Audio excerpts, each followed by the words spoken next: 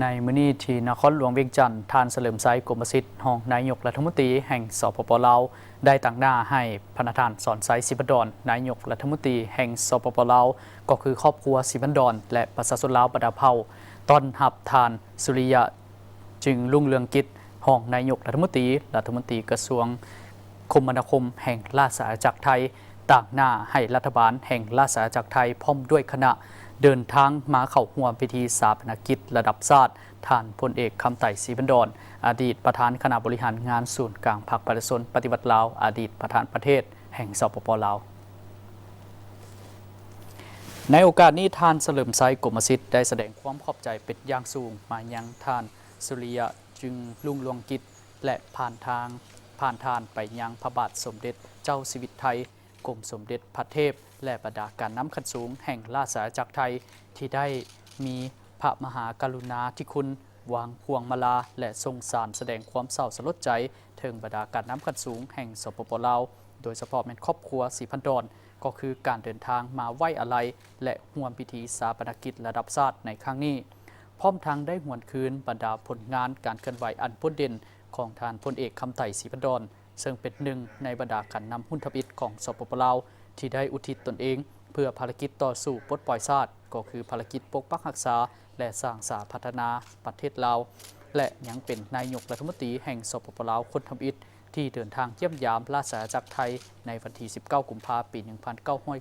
1992 และเข้าร่วมพิธีเปิดนำไส้ขัวมิตรภาพลาวไทยแห่งทำอิฐในวันที่ 8 เมษายน ปี 1994 ร่วมกับนายกรัฐมนตรี 3 ประเทศลาวออสเตรเลียและไทย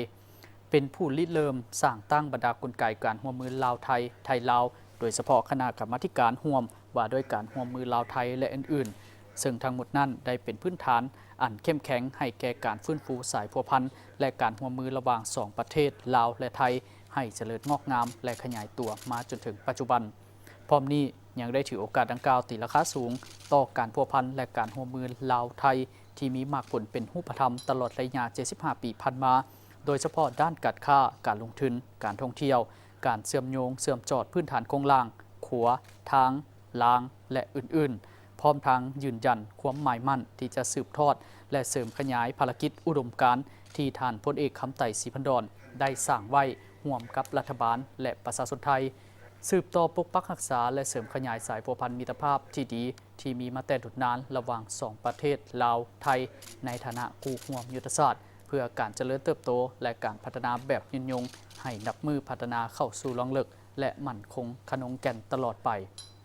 ในขณะเดียวกันท่านสุริยะจึงรุ่งเรืองกิจ